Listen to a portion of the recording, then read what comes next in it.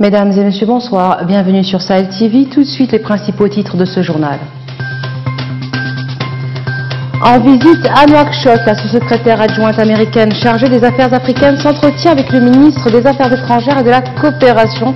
La suspension de la Mauritanie des avantages de l'AGOA a été évoquée au cours de cette rencontre.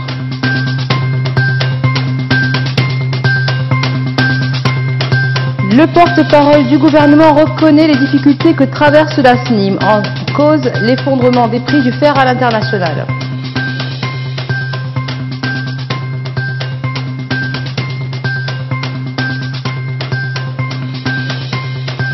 Les autorités publiques décident la fermeture de la zone centrale du marché de la capitale d'Ikerch El Batroun, une mesure contestée par les occupants de cet espace commercial.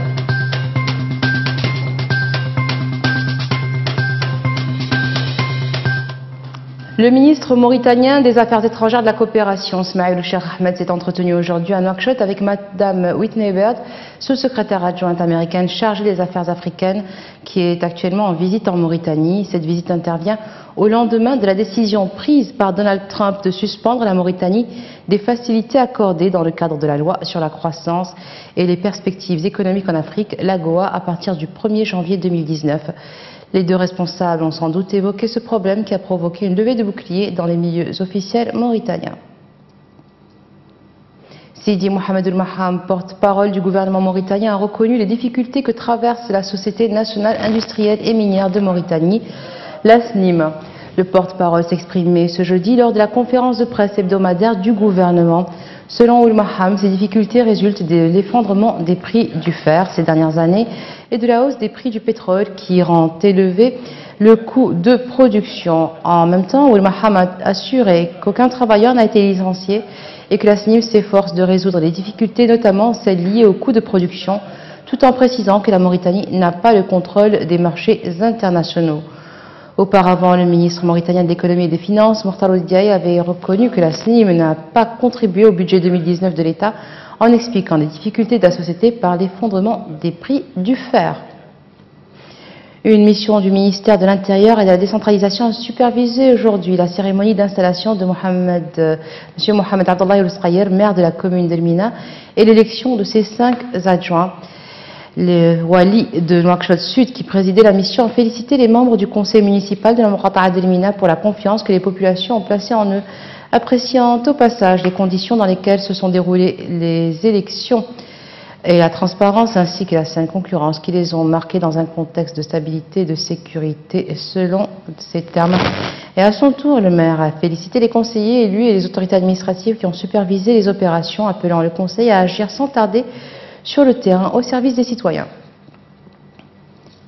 L'institution de l'opposition démocratique rend les autorités publiques responsables de l'état désastreux des routes. Selon son communiqué publié aujourd'hui, le gouvernement a échoué dans la gestion du secteur routier. Les accidents de la route sont devenus récurrents ces derniers mois, faisant des dizaines de morts, notamment sur les axes Nouakchott-Nama et Nouakchott-Rosso. Le dernier accident qui s'est produit hier à hauteur de la ville d'Akchorguit avait fait 11 morts et 24 blessés. Opération coup de poing des autorités au marché de la capitale. On assiste depuis ce matin à ce qui ressemble au dénouement du bras de fer entre commerçants du marché de la capitale et les autorités. Tous les ultimatums ont été ignorés par les occupants des boutiques portant l'inscription R situées au centre de l'infrastructure commerciale. Siré Sidibé était sur place. Voici son reportage. Ikerch El Batroun, c'est le cœur de la contestation au marché de la capitale. Les autorités viennent de siffler la fin de la récréation comme pour dire « la force doit rester à la loi ». En dépit de nombreuses mises en demeure des autorités sommant les occupants des boutiques à libérer les lieux, elles ont opposé en niette. Ce matin, les commerçants du compartiment Ikerch El Batroun ont été interdits d'accès à leurs boutiques.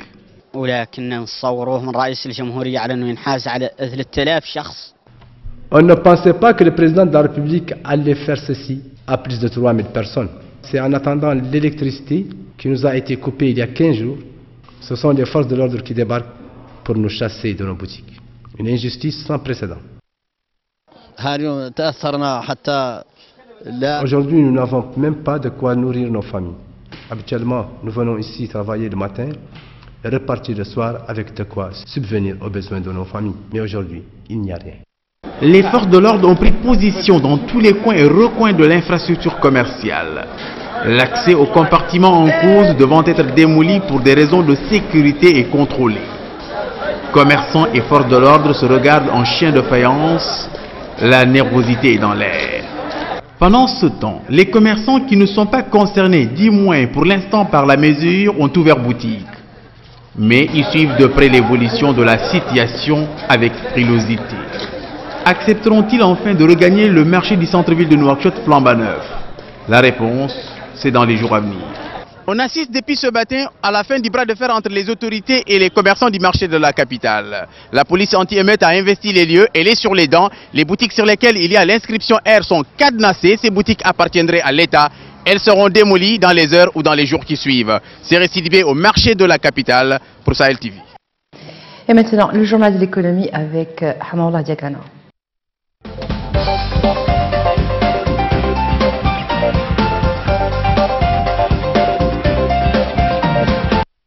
Bienvenue. D'abord, nous commençons ce journal de l'économie par cette nouvelle qui vient de tomber. La durée de circulation des pièces est prolongée jusqu'en fin 2019, a indiqué la BCM. Cette décision a été prise après une requête de l'Union nationale du patronat mauritanien. Toutes les transactions commerciales peuvent être dénouées avec les anciennes pièces parallèlement à la nouvelle gamme jusqu'à la date susmentionnée. Le conseil d'administration de la Société nationale industrielle et minière de Mauritanie, SNIM, a approuvé officiellement la nomination de Hassana Ould Eleya au poste d'administrateur directeur général de cette société. Le nouvel ADG de la SNIM occupait jusqu'à sa récente nomination le poste attitré de DG du port autonome de Nouakchott. Le ministère mauritanien du pétrole, de l'énergie et des mines avait adressé mercredi une lettre au conseil d'administration de la SNIM dans laquelle elle proposait Ould Eli au poste de directeur général de la société. Il succède à ce poste à Mohamed Salem Ould Bachir, qui avait dirigé la société pendant quelques années avant d'être nommé Premier ministre il y a près de 3 semaines par le président Mohamed Ould Abdelaziz. Le ministre de l'économie et des finances, Mokhtar Ould Diaye, a déclaré que l'information véhiculée mardi 6 novembre au sujet d'un nouvel accord par lequel l'État mauritanien céderait les activités du port autonome est sans fondement et que son but est de fausser les efforts accomplis et de perturber les intérêts de l'État et nuire à sa réputation. Ould Diaye a indiqué dans un post publié sur son compte internet hier que la convention dont il est question était en discussion depuis plus de 7 mois, un différend avec la société contractante sur la question du monopole du nouveau quai pour le transfert de conteneurs dans le port l'a retardé avant que le partenaire étranger n'accepte les conditions du gouvernement mauritanien. Ce qui signifie que le port poursuivra ses activités de transport de conteneurs sans aucune restriction.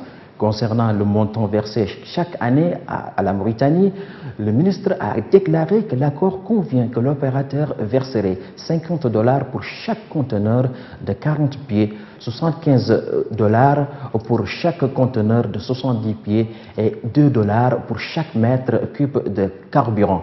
Selon les estimations du gouvernement, les revenus prévus seront de $550 millions, un investissement de 390 millions de dollars et la création de 500 emplois permanents au cours de la durée du contrat. La première foire internationale chinoise des importations se tient à Shanghai jusqu'à samedi. 3000 entreprises et près de 130 pays y sont représentés, dont de nombreuses capitales africaines. Objectif, rééquilibrer la balance commerciale et pourquoi ne pas profiter de la guerre économique que se livrent la Chine et les États-Unis pour combler l'appétit chinois en matière de produits agricoles. La guerre commerciale avec les États-Unis a renforcé la demande des importateurs chinois pour les produits agricoles à Shanghai. Les exportateurs africains entendent profiter du changement de modèle de croissance chinois pour monter en gamme dans leurs offres.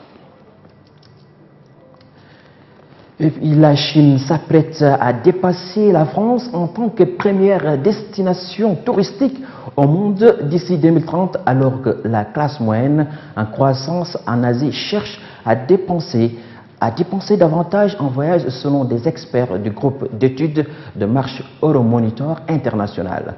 Dans un rapport publié mardi lors d'une conférence de l'industrie touristique à Londres, Euromonitor a prédit que le nombre de voyageurs réalisés en 2018 se chiffrait à 1,4 milliard, en hausse de 5% par rapport à l'année dernière. D'ici 2030, les arrivées internationales devraient avoir encore augmenté d'1 milliard pour des recettes d'environ 2600 milliards de dollars. La Chine devrait alors avoir dépassé la France et être devenue la première destination mondiale. Merci, la fin de ce journal d'économie. Retour à Salwa Chérif.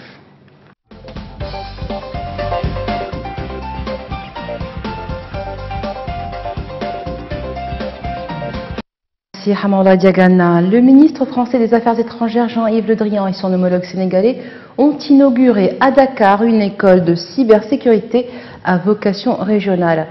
Elle doit aider les États africains à lutter contre le terrorisme et réguler les transactions économiques numériques. C'était sans doute le moment fort de l'édition 2018 du Forum de Dakar. L'établissement, comme l'a indiqué le Quai d'Orsay dans un communiqué, aura pour but d'augmenter les capacités locales des États africains à lutter contre la délinquance, le terrorisme ou la radicalisation et à développer des moyens d'investigation numérique contre les cybercriminels. L'école devra également permettre de renforcer la coopération régionale des États africains dans le domaine de la cybercriminalité par l'harmonisation de l'expertise et des pratiques. Et Sénégal, toujours, les soutiens de Khalifa Sall essayent désormais de donner une résonance internationale au sort de l'ex-maire de Dakar. Celui-ci avait été condamné en appel à 5 ans de prison et à une amende de 5 millions de francs CFA pour escroquerie sur des deniers publics. Ses avocats ont donné hier une conférence de presse à Paris pour sensibiliser l'opinion publique sur ce qu'ils estiment être un procès purement politique qui vise, selon eux, à briser la carrière politique de leurs clients en quelques mois de l'élection présidentielle prévue le 24 février 2019. Les avocats de Khalifa Sall en sont convaincus. On assiste, selon leurs termes, à un premier tour judiciaire qui vise à éliminer les candidats qui constituent un danger.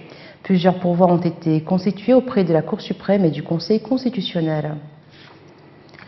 Lendemain d'élection à Madagascar, le dépouillement des bulletins de vote a commencé. La Commission électorale nationale indépendante, la CENI, a commencé à publier sur son site tous les résultats. Un scrutin qui opposait 36 candidats, parmi lesquels le président sortant et ses 3 prédécesseurs, Antananarivo. Les premiers dépouillements laissent entrevoir un coude à coude entre André Rajoelina et Marc Ravalomanana. Récit de Ndeiso Sidi. Près de 10 millions de Malgaches ont été appelés aux urnes mercredi 7 novembre pour le premier tour de la présidentielle.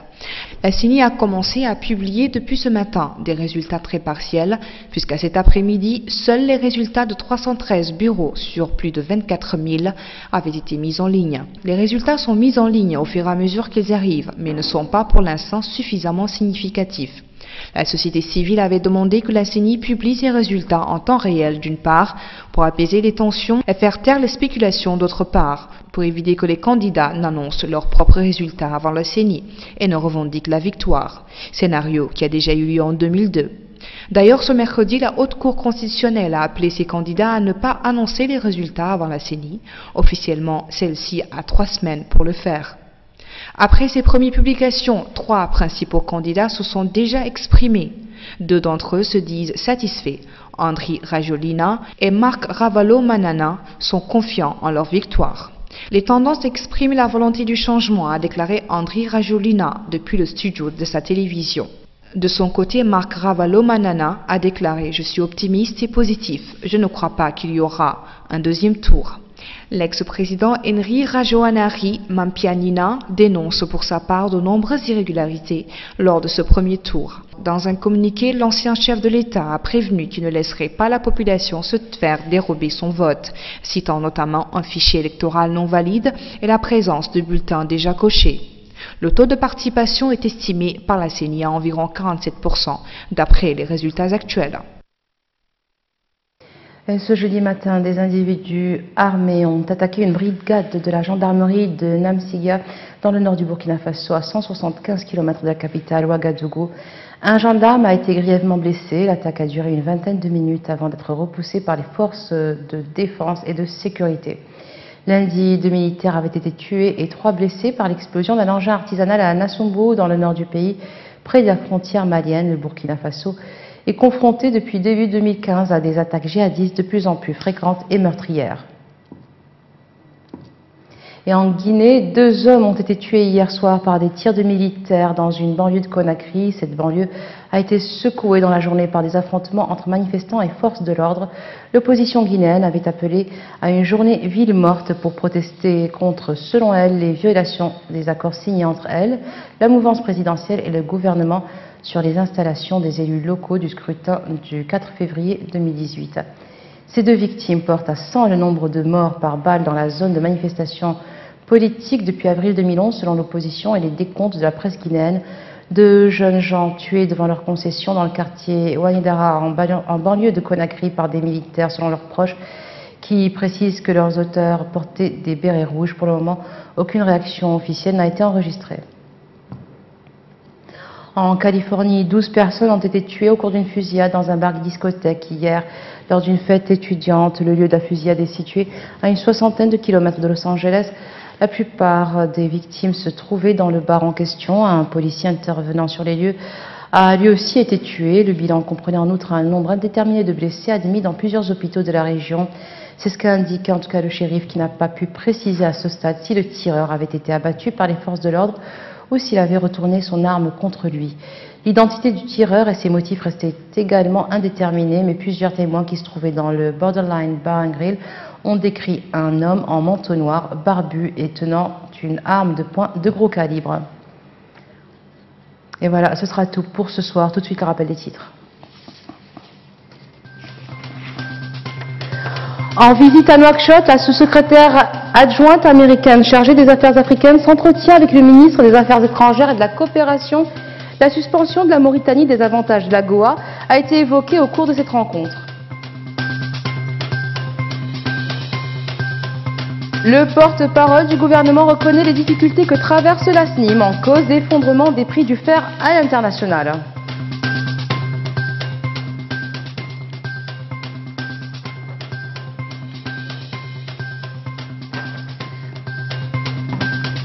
Les autorités publiques décident la fermeture de la zone centrale du marché de la capitale, dit Kerchel-Batron, une mesure contestée par les occupants de cet espace commercial. Merci d'être resté avec nous. Excellente fin de soirée sur Sahel TV.